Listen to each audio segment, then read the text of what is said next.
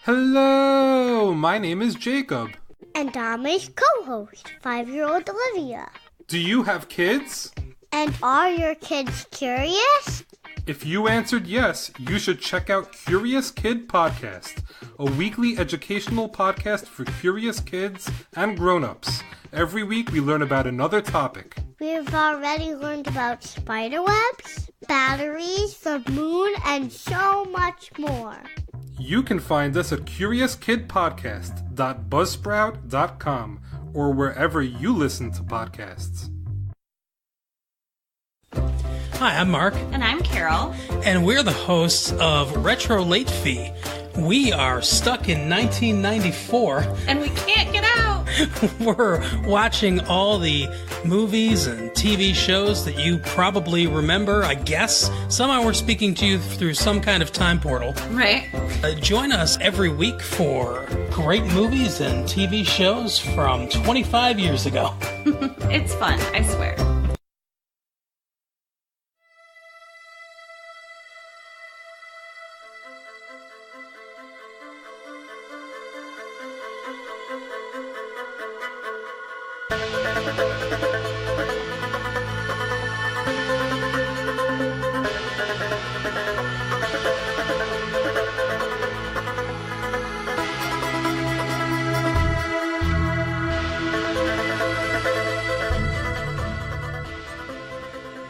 Hello, this is Steve from Evil Minds Podcast. On the podcast, I'll be covering some of the most horrendous crimes ever committed. Some of them you may have heard of, others you won't, but all of them are true. So come and join me every Wednesday as we look at some of the most evil minds that have existed. You can find us on Apple Podcasts, Spotify, Stitcher, or just about anywhere where you get your podcasts from. I hope to speak to you soon.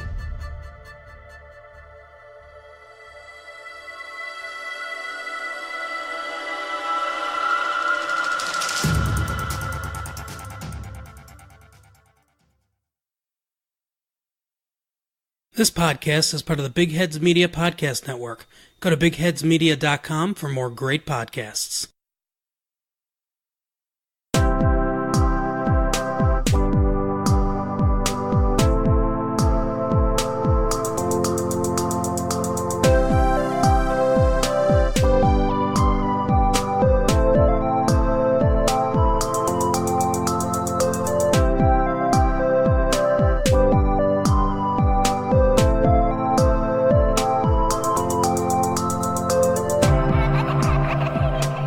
You are listening to In a City Like Yours, a semi-monthly podcast featuring interesting people with interesting life stories.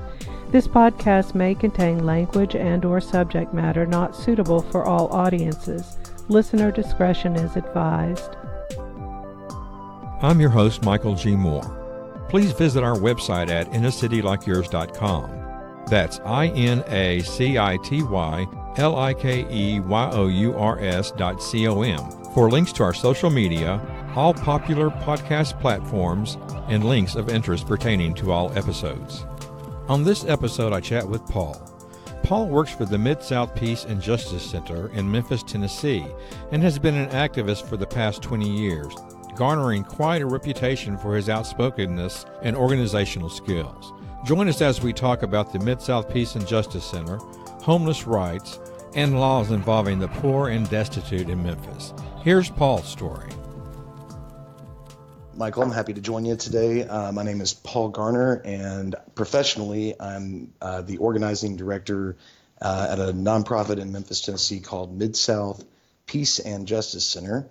And unprofessionally, I'm kind of play rock and roll music and make art that I try to kind of align with my political outlook and have a little fun at the same time.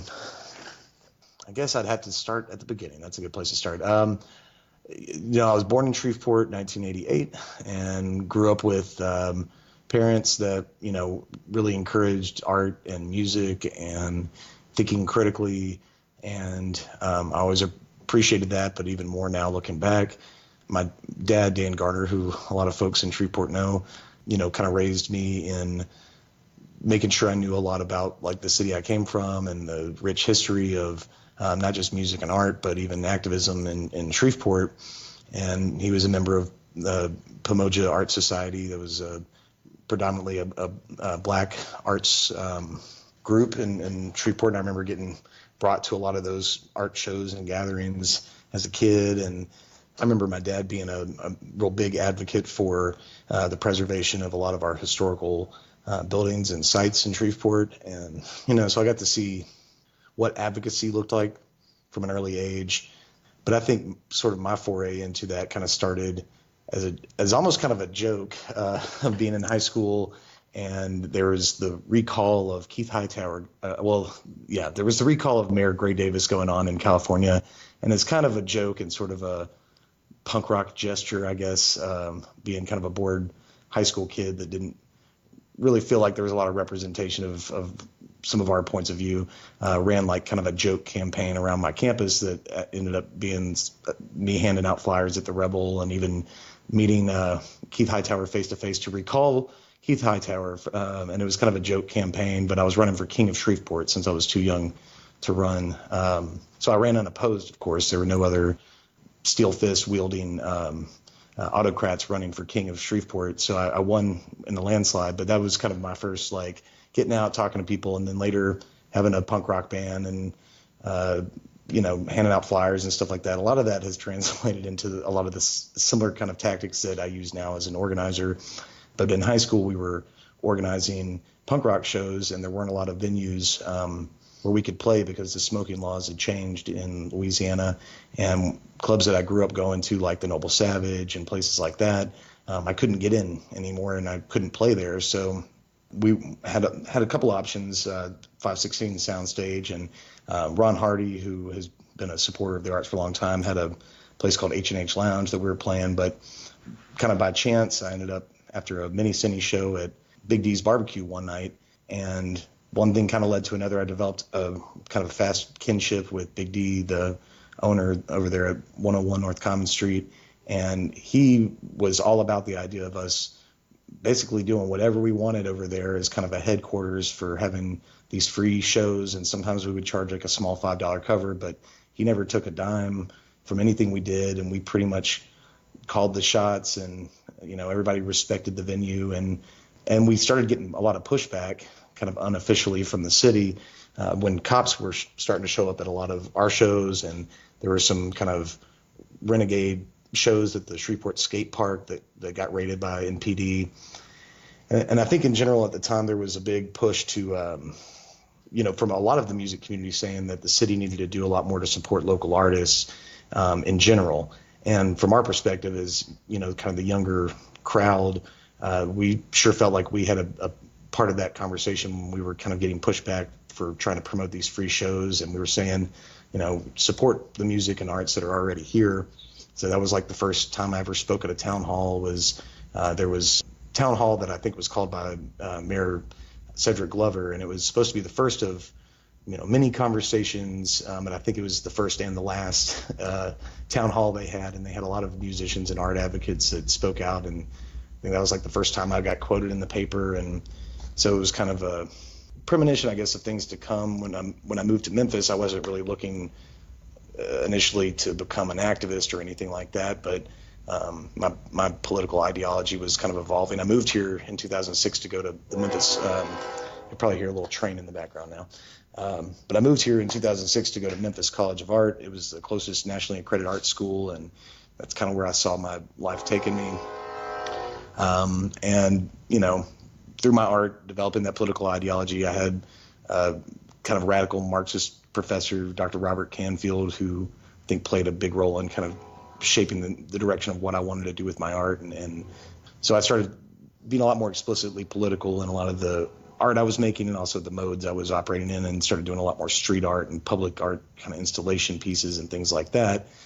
But I was kind of looking around at like, who else is kind of trying to do something like this with their art? And, while there were a few people that I felt in my peer group who were doing that, I wanted to maybe go outside of the art world with it a little bit. And I went to a punk show here in Memphis, and it turned out it was actually a benefit for the Memphis Socialist Party.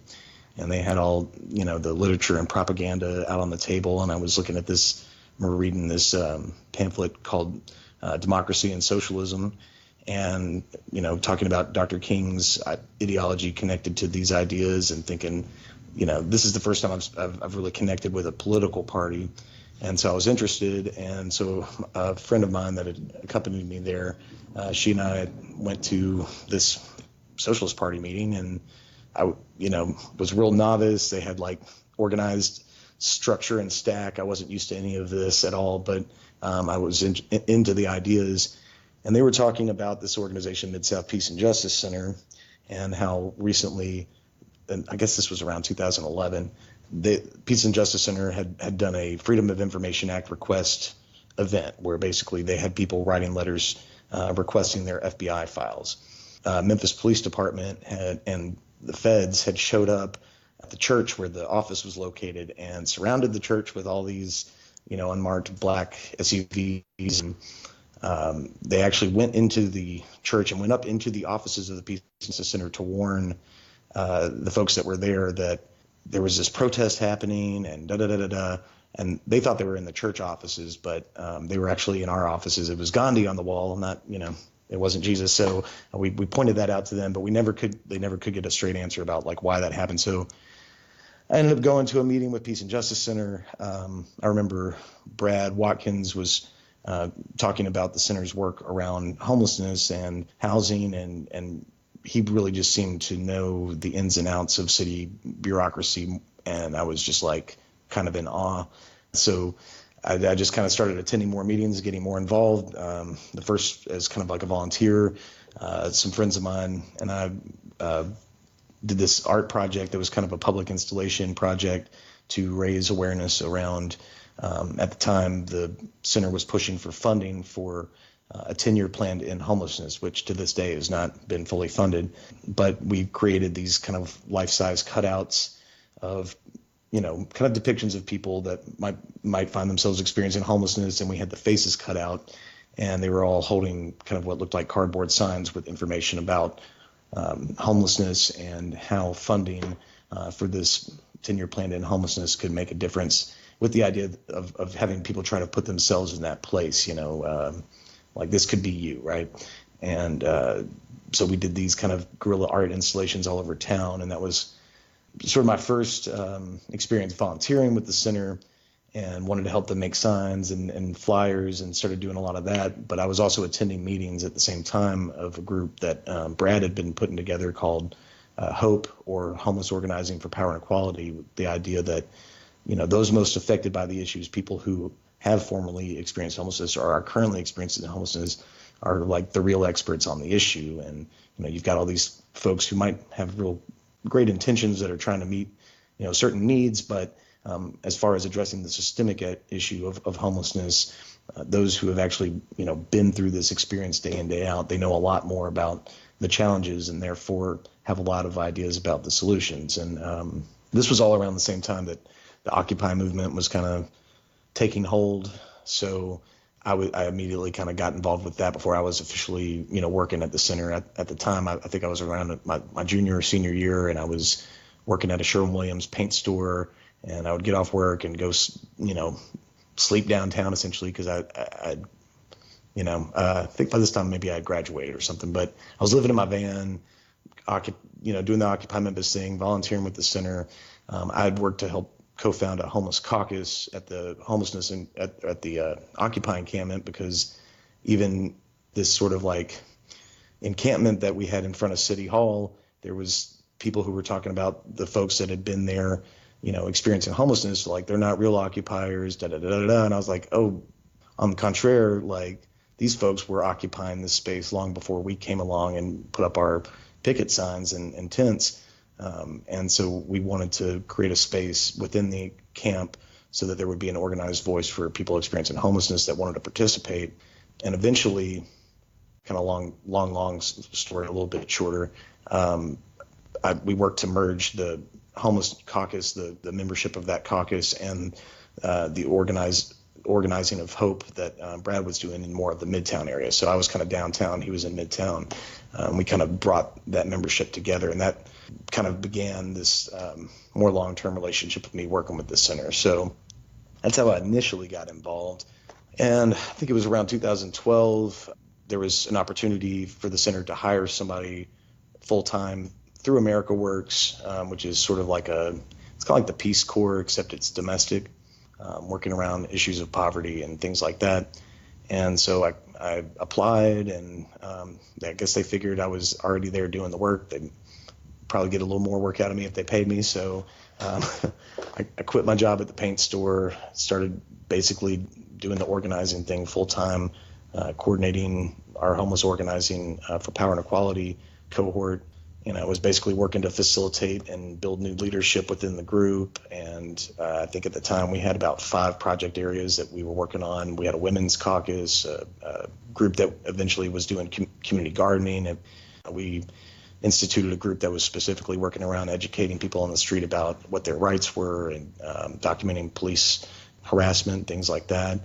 And we're even working on a project to where people experiencing homelessness would own and control a kind of a co-op printing silkscreen T-shirts to make some additional income. So we had a lot going on, and that was kind of my early days. And from there, I worked on a lot of other issues that the center focuses on around homelessness and public transportation, but after homelessness, also renters' rights. And eventually a lot of this work led into police accountability. And there's a lot of one thing led to another kind of situations that have kind of gotten us where we're at. But so Mid-South Peace and Justice Center, like I said, is a kind of a social and economic justice organization. We're a nonprofit here in Memphis. We were founded in 1982 by a lot of kind of folks with ties to the Catholic worker movement, to the Quaker movement, and just kind of peaceniks in general, I guess.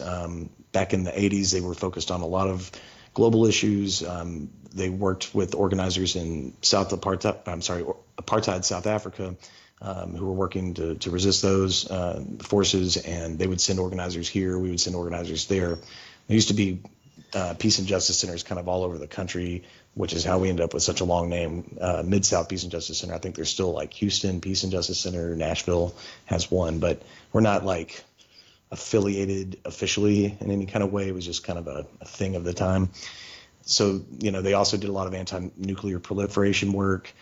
We had folks who laid down on the train tracks here in the 80s to stop trains from carrying nuclear missiles through Memphis. And we were founded very intentionally on Dr. King's birthday, because kind of the driving force of our organization is that we can use nonviolent tactics and organizing efforts to create long-lasting systemic change. And I would say over the last 10 or 15 years, while the war is still waging and, maybe the war machine is more well-funded and more coordinated than ever across the globe, and we are still very much an anti-war organization, we've kind of taken the focus of looking at our local communities. And while we're spending billions of dollars a year, propping up this military-industrial complex, we're not funding things in our local communities like public transportation, quality affordable housing, equitable education, medical care, all the things that really make our communities thrive and make them safe and make them stronger. That's kind of the cost here at home to the wars abroad. And so we focus on building constituent-based power in our local communities where there's not already a strong organization doing that work. So with homelessness, they typically don't have a union or a lobby in Congress fighting for them. So our approach is working with those most affected by that issue to build power and organize and win victories on those issues. And similar with public transportation, for the past 7 years, we've worked to incubate and support a group called the Memphis Bus Riders Union that's fought millions of dollars in cuts to local public transit, and are in the midst of kind of a large budget battle right now, where for the first time we're trying to get not just the city but the county to put a substantial amount of funding into our public transit system. Just because of the work we've done, we've also experienced a lot of retaliation from law enforcement, whether it's at protests or doing Know Your Rights workshops. And basically a lot of our work around homelessness kind of led us to having to file complaints with Internal Affairs and documenting a lot of the barriers there. And that kind of spread out to some larger work around police accountability, where in 2015, we got an ordinance passed that that's strengthened by ordinance our civilian law enforcement review board to oversee complaints when people aren't satisfied with the internal affairs process. And apparently that campaign led to a lot of police surveillance, which last year somewhat concluded, at least for now, in a federal lawsuit where the ACLU sued the Memphis Police Department and the city based on a 1978 consent decree that forbids the police and the city from collecting political intelligence that could infringe on people's ability to exercise their First Amendment rights. So, yeah, I know I'm throwing a lot at you. That's okay. But, didn't the police have you on a blacklist at one point? Yeah, so this kind of not too long after all the CLURB ordinance stuff kind of got passed and was starting to meet and view people's complaints, there was a list that surfaced that the city claimed was an escort list for City Hall, but it had 87, 88 people on it. I'm actually on that list twice, once for it appears to be an authorization of agency, like basically a kind of like a trespassing order after a protest that happened on the mayor's lawn that I was not at. And then again, I was arrested while filming the police at a protest a couple years back on Martin Luther King Day at Valero, where water protectors shut down the entrance to the Valero plant. And I was filming it and was arrested while filming. So my name is also on a list with all the people that were arrested there. So it appeared less to be, and in all these situations, people were critical of the police's response. So it was kind of a list of the usual suspects and folks who had been critical of the police department in some way or critical of the mayor's administration. And so that kind of led to a lot more coming out about how the Memphis Police Department was also using social media and creating fake accounts to monitor activists and organizers and to try to figure out how we were associated, which, because of court documents, we now know that they had a lot of really sadly incorrect information about a lot of us and how we're associated and things like that. Like they thought, for some reason, the police think I'm on the police review board, even though they could have just checked that, and I'm not. I never have been. So there's a lot of bad intelligence that we kind of learned about through that process as well. But yeah, a lot's happened in like the past few years of doing this work. Talk a little bit about how your arrest went. Did you have to spend time before you were released? Oh, which one? Well, go ahead and do them all then. I'm not aware of all your arrests, but I'm interested in knowing how you're treated because of this blacklist and things, and having the police treat you with, like you're always a criminal. Yeah, I mean, like the first time I was ever arrested was kind of back in the early days of me getting involved with the center. I'd gone up to Nashville and was arrested in a protest up there. So usually when you're arrested, like at a protest, it's kind of almost catch and release. It's like, you're detained for about 12 hours. You go to jail and you do all that. But if you get bailed out, you're usually out by the next day. And sometimes they kind of slow down the processing or whatever to kind of mess with you a little bit. But it's part of what you sign up for when you engage in arrestable direct action. On the other hand, like I've been arrested while filming police twice. Once was at a homeless hospitality house here in Memphis that were trying to enter the property of the place without a warrant, and I was cited with obstruction of a sidewalk and disorderly conduct, which is basically the charge I always get, because they can't. It's not illegal to film the police. It's not illegal to protest, but if they want to arrest you, they can. They will find a reason to make your life a little more inconvenient, even if they know the charges won't stick. So going into jail, like I said, it's one thing, but it's sort of like wondering if you're being monitored, like wondering what the extent of that surveillance actually is. It's like hearing your phone click when you're talking to folks about, plans that you're not trying to necessarily broadcast on Facebook, like not knowing if, like when you see a cop parked outside your apartment, like for a long period of time, is it just a coincidence or is this, you know what I mean? It's like this paranoia kind of gets to you. And then you find out concretely that you're not crazy to be a little paranoid, and then you're not wrong. And they have been, keeping tabs on people and where they are and who they're associating with and who they're talking to. And it's not just the effect that it kind of has on you personally, but to think like there's a lot of people over the last few years that have gotten really activated and want to get more involved in organizing in their local communities. And, thinking about the threat of police surveillance or retaliation, it makes a lot of folks think twice. And I think that's the real scary part to me, is that, I've been doing this for a long time now. So I've always kind of known that is a part of that reality historically of police surveillance and retaliation. And it goes back a long time here in Memphis. That's why there's a 1978 consent decree. Back in the 70s, when this initial lawsuit was filed over police surveillance, the ACLU won, and the Memphis Police Department burned 10 file cabinets full of documents that they've been keeping on organizers and activists, including Dr. Martin Luther King. So there's a long history of that. But we're always trying to get more people involved and get more people active. And I'm kind of, I've always been worried that the unintentional consequence of even bringing that subject to light kind of makes people think a little bit, think twice about going to a protest or putting their name on a petition or things like that, right?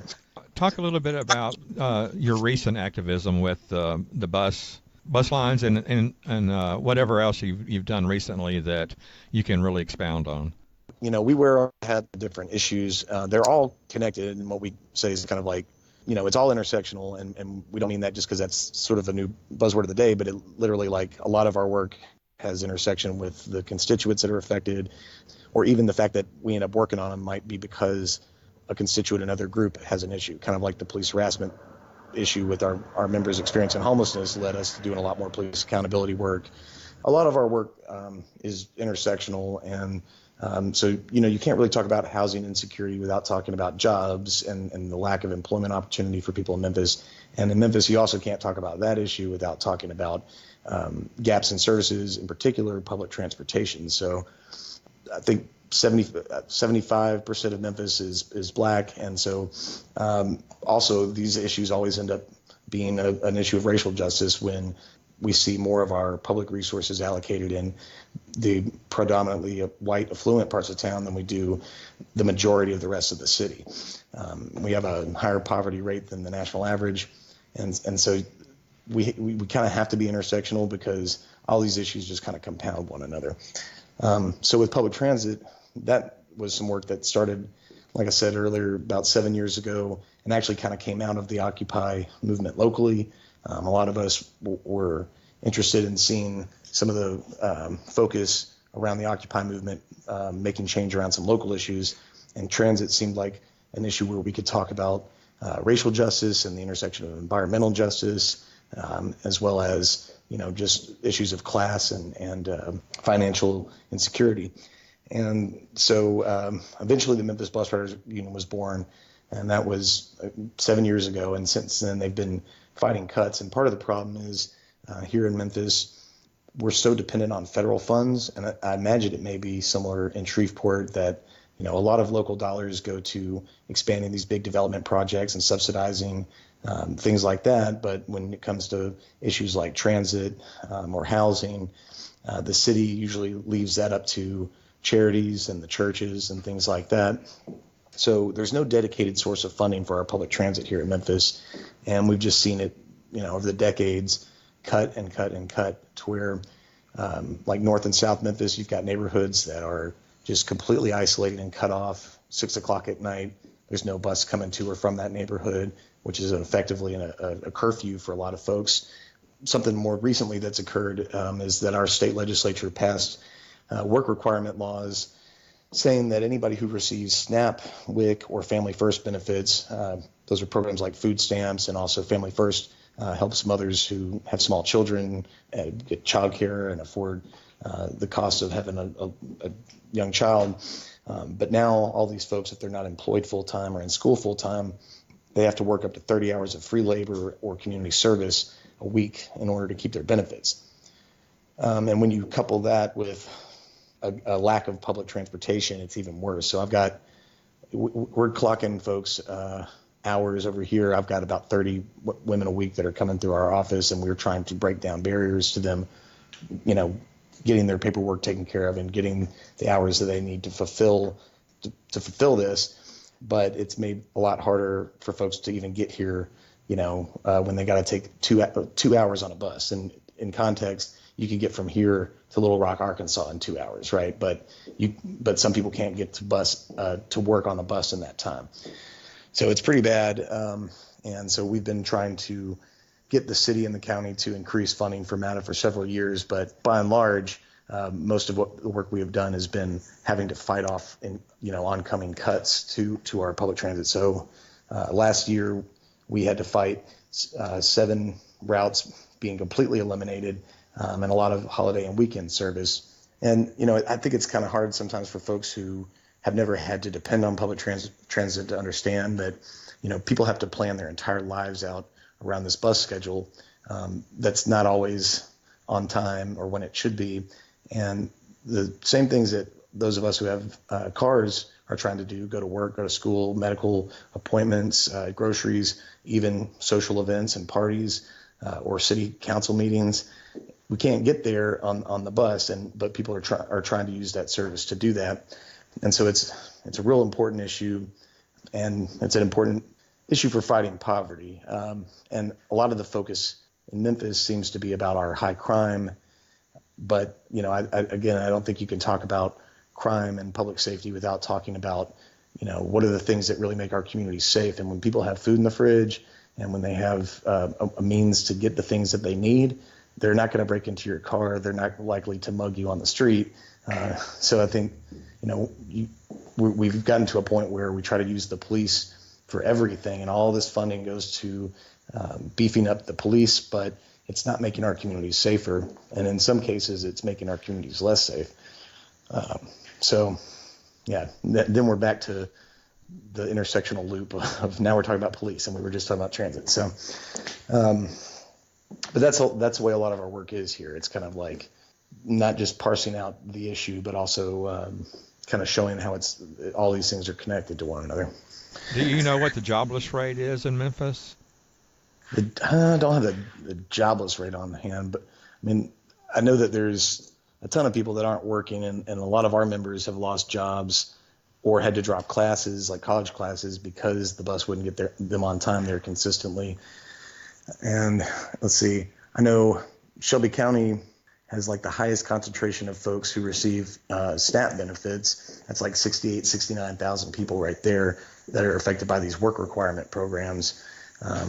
So that's a high number. We have a lot of the jobs that exist here are low wage jobs, and that's like one of the selling points that they use often to try to get companies to come to Memphis is our low employment wage.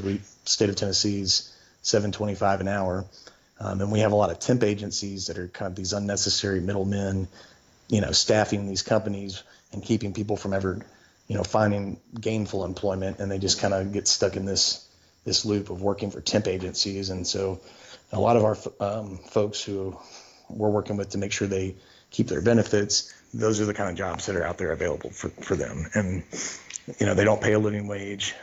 In many cases, these folks are going to have to work, 2 jobs to make ends meet. So, and we don't work specifically on labor issues because, like I said, we work where there's not already a strong organization in town to do that work. And here locally, we have Workers Interfaith Network. We have a group called, that's the local Fight for 15 group that's been pushing for higher living wage, and some other groups that kind of do labor work. So we kind of work to support them and show up to their organizing efforts. But I definitely think stuff that we work on around housing and public transportation has a lot to do with labor. And it's kind of the other side of the coin, One of our first victories and one of the first things I got to participate in was when Hope in 2012 won unprecedented funding from the county for direct homeless services. Prior to 2012, the county had never put any direct investment of local dollars into direct homeless services. So Hope won by kind of advocating to the county commission and having folks go down there and talk about what housing would mean to them. $510,000 was put into the plan, the 10-year plan to end homelessness, and that provided case management, wraparound services, so that when people were placed in housing, you're not just setting them up to fail, but you're also offering them the services that help provide additional structure and kind of help keep them housed long term. because in Memphis we have a high chronic homelessness rate. So you've got, most people who experience homelessness, it's kind of a in and out kind of thing. But in Memphis, while our population overall of people experiencing homelessness might be lower, we have a higher rate of people who stay out on the street longer. So, I've known many people who were out here for 20 years, and you can imagine how conditioned you might become to life on the street after 20 years. It can be real difficult going back into housing. So that money provided that wraparound support to house over 100 people in one calendar year who are considered like the most vulnerable based on what's called a VI, a vulnerability index of homelessness that calculates your vulnerability. So these were people who were projected to die on the street without intervention within 2 years if they didn't get housing. So that was $510,000. And not only did that, but it also provided 69 new units of housing for families where one or more of the parents had a disability. So that was like pretty phenomenal. And that $510,000 is kind of, a small number. It's a drop in the bucket when you talk about a budget that's about $1 billion, right? So recently we were kind of blindsided to find out that during this election year, which is related, the city mayor and the county mayor came out and just announced out of nowhere that they were going to create this city-run shelter for single women, and that it's going to include a dog park and food trucks and a car wash where you can bring your car and get it washed by men who are experiencing homelessness that are still going to have to pay $6 a night at this shelter next door for men. And, again, but let me put the price tag on it. So they're talking about like $800,000 from the city, $800,000 from the county. So $1.2 million Disneyland of homelessness that is only going to provide permanent shelter for 32 women. Now, that still doesn't sound maybe that bad on the surface, but for that same amount, you could house over 4 to 5 times that same amount of people, not just individuals, but families too, in permanent supportive housing, and not just do it once, but do it every single year. So the thing that they've announced is totally just an election year stunt. Most of the service providers we've talked to knew nothing about any of this. And so it's just sort of like gloss on the problem and window dressing instead of addressing what's actually in the 10-year plan in homelessness. So our position is that they could take that same amount of money and stretch it so much further, and actually, instead of having one ribbon cutting, you could have hundreds of people getting housing, permanent supportive housing, just like we did back in 2012. So it's not even like that it's a new or radical concept. It's just that Memphis has been lapped by the national best practices about twice now when it comes to permanent supportive housing. And we're still in this mindset of making sure people are ready to be housed when the science says you put people in housing first, then you provide the support to make sure they stay housed. And we've got programs that are getting funding right now to do that.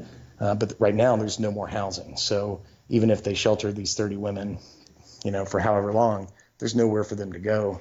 Once they leave that shelter, they'll still be homeless. So that's kind of what we're contending with that. We've gotten mixed feedback on that so far, but we're working really hard to try to change the narrative so that we can avoid the city doing something that people could potentially regret later. Well, let's talk a little bit now. Let's go back to your art. Now, I know you do a lot of art that expresses your activism. Is there a place that can be seen? Do you have a website?